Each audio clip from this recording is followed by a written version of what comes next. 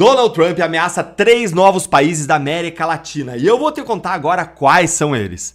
A temperatura está quentíssima na América Latina depois da operação especial dos Estados Unidos que atacou alvos militares na Venezuela e prendeu o ditador hoje presidiário Nicolás Maduro. O presidente Donald Trump ele já indicou em conversas com jornalistas quais são seus 3 novos grandes alvos na América Latina. Ele ameaçou novas operações militares e ele ainda foi desafiado pelo presidente de um desses 3 países. Fica aqui comigo que eu vou te mostrar agora tudo isso e ainda vou te contar lá no final como que esse desafio de um presidente latino-americano contra o Trump pode acabar muito, mas muito mal para esse presidente. Bora então começar com o que o Trump disse apenas um dia depois da operação militar na Venezuela que prendeu Maduro. Em conversas com jornalistas, Donald Trump simplesmente ameaçou realizar uma operação militar também na Colômbia, que é governada pelo esquerdista Gustavo Petro. Bora ver aqui exatamente o que o Trump disse? Olha aqui, ele falou: a Colômbia também está muito doente, administrada por um homem doente que gosta de fazer cocaína e vendê-la para os Estados Unidos. E ele não vai fazer isso mais por muito tempo. Foi o que disse o Trump a repórteres a bordo do sua aeronave presidencial, o Air Force One, em uma aparente referência a Petro. Questionado sobre a possibilidade dos Estados Unidos buscarem uma operação militar contra a Colômbia, Trump respondeu: "Parece bom para mim." Gente, você entendeu o que está acontecendo aqui? O Trump sugeriu que estão presentes na Colômbia condições muito parecidas com aquelas que levaram ele a autorizar uma operação militar na Venezuela. Está presente a mesma razão que fez Trump autorizar a operação contra Maduro, que seria prender Petro por ele supostamente ser responsável pelo tráfico de drogas pesadas, que são levadas da Colômbia para os Estados Unidos. O que dependeria agora, é claro, de uma acusação formal do Departamento de Justiça americano contra o Petro por narcotráfico, por algum outro crime comum, o que ainda não aconteceu, ou pelo menos se aconteceu, isso não é conhecido de todos nós. Sem uma acusação criminal crível, sem uma investigação criminal forte pelo FBI, pelo DEA, que é aquela agência antidrogas americana que foi lá, prendeu Maduro, lá na Venezuela, e sem fortes evidências que possam ser usadas em um tribunal americano, o Trump dificilmente ele vai conseguir fazer uma operação militar na Colômbia como ele fez na Venezuela. Porque aí não seria uma operação militar para prender um acusado de cometer crimes contra os Estados Unidos, mas aí seria uma verdadeira invasão militar de um outro país, e pior, para derrubar um presidente legitimamente eleito, que é o caso do Petro. E olha, a gente pode não gostar do Petro, mas o Petro não é como o Maduro. Ele não fraudou as eleições na Colômbia, ele não estava no poder de maneira autoritária, arbitrária. Ele é o presidente legítimo da Colômbia e, como tal, ele é, inclusive, imune à investigação e processo criminal pelas leis americanas. Existe uma imunidade de presidentes à lei criminal dos outros países. E o Maduro só pôde ser preso porque ele não é reconhecido pelos Estados Unidos e por vários países como legítimo presidente da Venezuela. Ou seja, gente, o governo Trump ele teria que ter um caso jurídico muito, mas muito forte contra o Petro para fazer algo remotamente similar àquilo que eles fizeram com Maduro na Venezuela e ainda por cima teria que vencer de alguma forma a objeção de que o Petro é sim um presidente legítimo da Colômbia. E quem mais que o Trump ameaçou, hein? Ela mesma, Cuba. Dá uma olhadinha aqui comigo. Trump afirmou ainda que Cuba, país que está entre os aliados mais próximos de Caracas, está prestes a cair e minimizou a necessidade de qualquer ação militar dos Estados Unidos no país. Cuba está pronta para cair, declarou o republicano, acrescentando que seria difícil para Havana resistir sem receber o petróleo venezuelano, que é fortemente subsidiado. Não acho que precisemos de nenhuma ação. Parece que o país está prestes a sucumbir. Mas será mesmo? Olha, gente, apesar da fala do Trump, o regime cubano ele resiste há décadas aos embargos econômicos dos Estados Unidos e a tentativas de derrubada dos ditadores cubanos. É bem difícil de apostar que o regime cubano vá cair espontaneamente, assim como sugeriu o Trump. Seria necessária uma revolta popular ali gigantesca para que isso de fato acontecesse. E qual que é o terceiro país, hein, Deltan? O terceiro país latino-americano citado por Trump recentemente foi o México.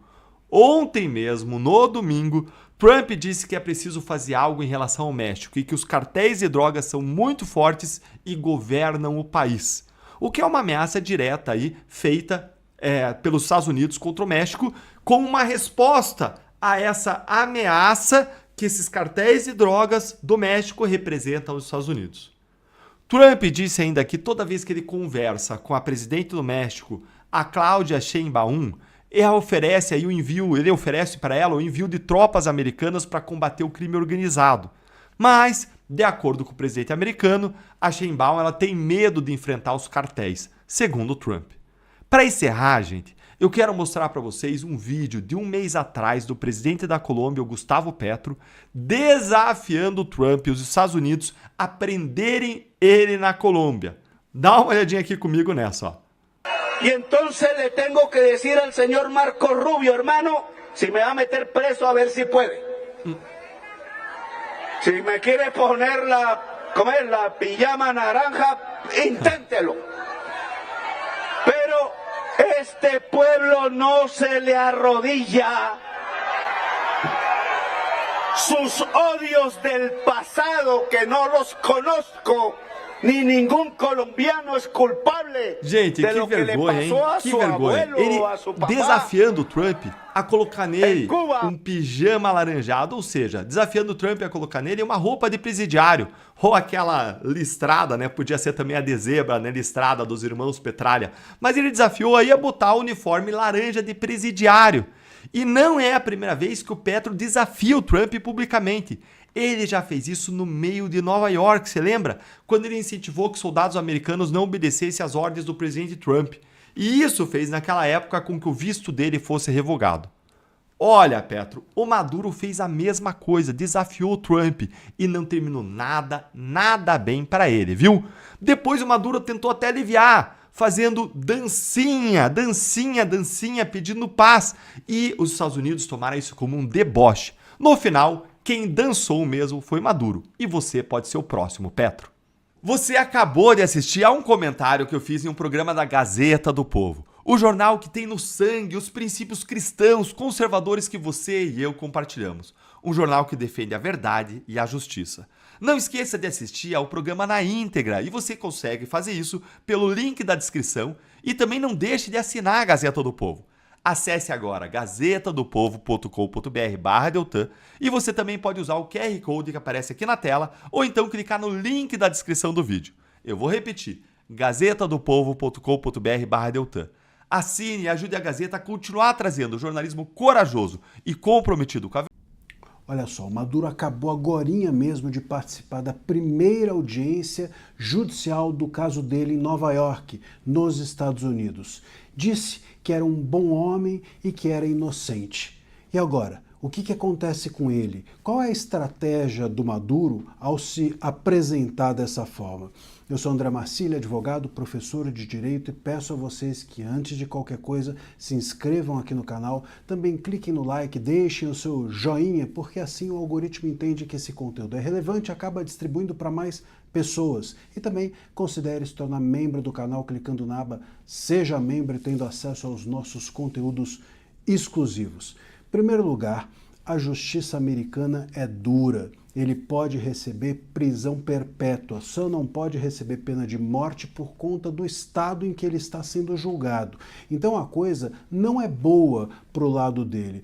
Por que ele então não faz um acordo ou não fez um acordo? Porque é um momento ainda muito inicial. Se ele aparecesse nesse momento, inclusive nessa primeira audiência, e se declarasse culpado, isso já ia dar bandeira de que ele tinha feito um acordo. No momento em que ele se assumir culpado é porque ele fez um acordo. Ainda não aconteceu, mas ainda não aconteceu. É muito provável que ocorra. E por que eu digo isso? Pelos advogados que ele e a esposa dele, a Cília Flores, contrataram. Eles dois contrataram advogados especializados em acordos judiciais. O advogado que o Maduro contratou é o mesmo, aliás, do Julian Assange, que era o fundador da Wikileaks e que acabou vazando documentos sigilosos de guerra dos Estados Unidos. E, com isso, foi julgado e, em algum momento, firmou um acordo com a justiça americana e o responsável pelo acordo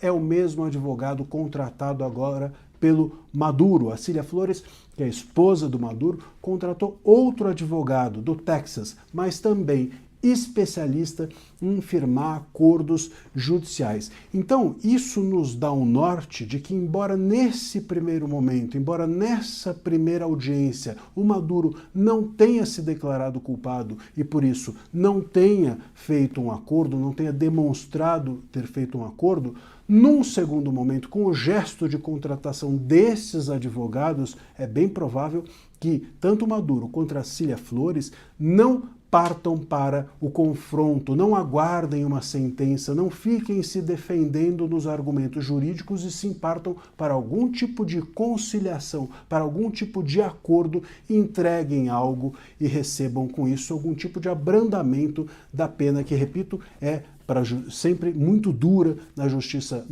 norte-americana e pode chegar até mesmo à prisão perpétua. Então, o que a gente tem no norte é essa possibilidade de acordo. Claro que eles vão alegar, como é natural, que houve um abuso, que eles tinham imunidade, que o Maduro tinha imunidade porque era presidente da Venezuela, que ele foi sequestrado e etc, etc. Mas isso está claro para a justiça norte-americana de que não é algo que vá colar. E por quê? Porque os Estados Unidos enxergavam o governo do Maduro como um governo ilegítimo, como se ele tivesse, e fez isso mesmo, fraudado as eleições e cooptasse o poder para ele de forma ilegítima. Então, sendo ilegítimo, não havia nenhum problema ou nada a respeitar, ou nenhuma soberania a ser respeitada, ou nenhuma imunidade presidencial a ser respeitada. Portanto, esse argumento não vai colar. E isso sobra, repito, nas mãos de Maduro e agora de seus advogados a possibilidade de algum tipo de acordo. Provavelmente algum tipo de acordo que envolva delação.